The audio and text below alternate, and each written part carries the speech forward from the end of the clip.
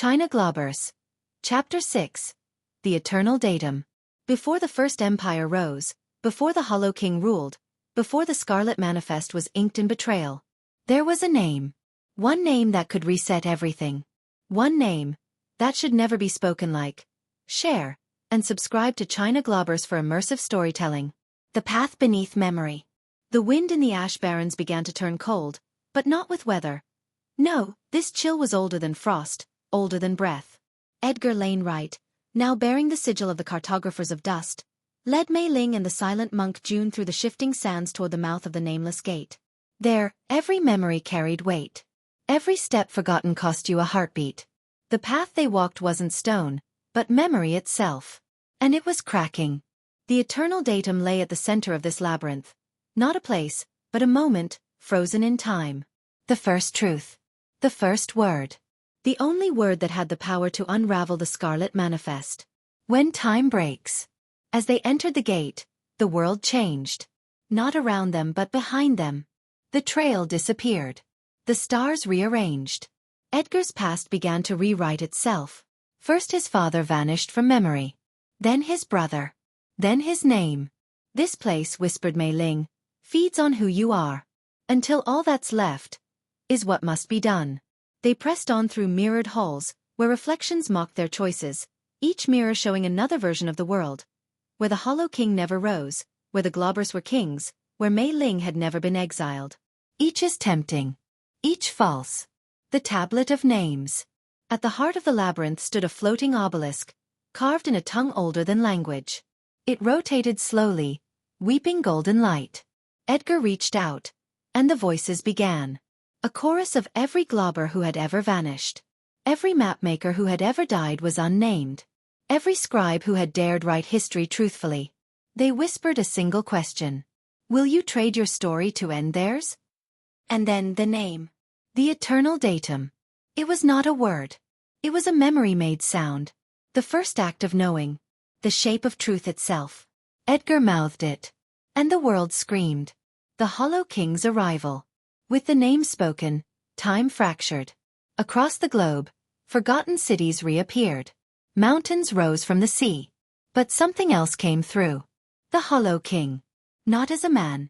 Not as a god. But as the final story that would not die. He walked out of the breach, cloak dragging centuries behind him, voice made of war drums and weeping. You said the name, he growled. Now pay the cost. Battle without history. The cartographers rallied. Ink blades were drawn. Time scrolls ignited. But the Hollow King could not be struck, for each wound undone itself before it began. He fought not with strength, but with revision. A slash across a soldier meant their mother never gave birth to them. Edgar faced him alone at the edge of the datum. And there, with nothing but silence in his crumbling memory, he spoke one final sentence.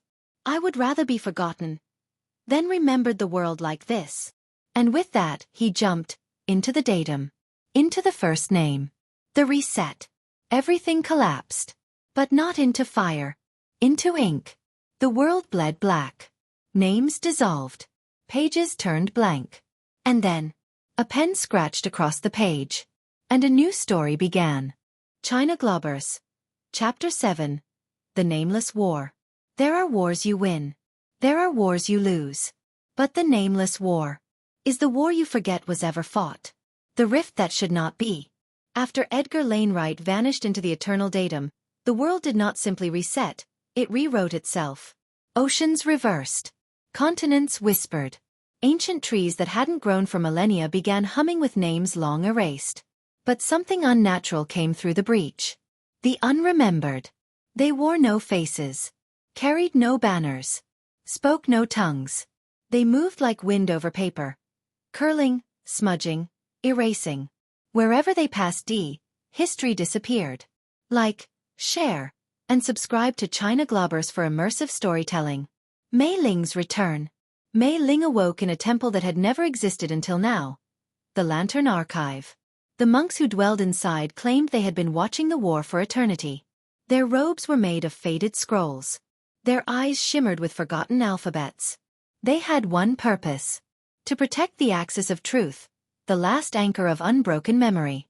But with Edgar gone, the axis was fracturing. Mei Ling was told the truth. She was no exile. She was the keybearer, the one destined to seal the breach Edgar had opened, or let the nameless consume everything. Why me? She asked. Because you remember love. That is the one thing they can't erase. The Hollow King's silence. The Hollow King no longer rode at the head of armies. He stood at the ruins of Revision, staring into the sky where the stars had rearranged into script. He no longer needed to conquer. The world was forgetting itself, piece by piece. But a voice haunted him, Edgar's voice, echoing through the breach. He knew then, Edgar wasn't dead. He had become a memory weapon buried deep in the roots of reality. And he was waking up. The Battle of the Grey Field.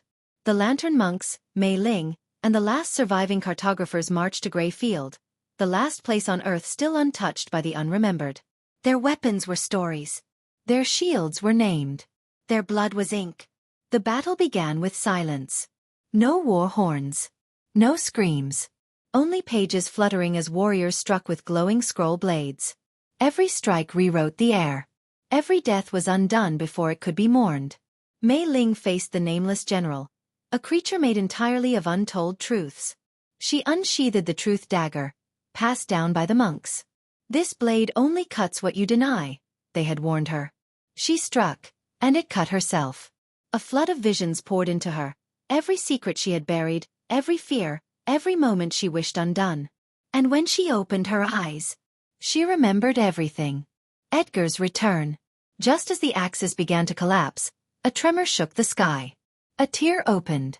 And out stepped Edgar Lainwright, robed in silence, haloed in stardust, carrying a scroll that shimmered with infinite timelines, the reconciled record. He was no longer a man. He was the new scribe of reality. With one word, he summoned the ancient name of the world, and the unremembered recoiled. He looked at Mei Ling. "Are you ready?" he asked. She nodded. Together, they began to rewrite the war.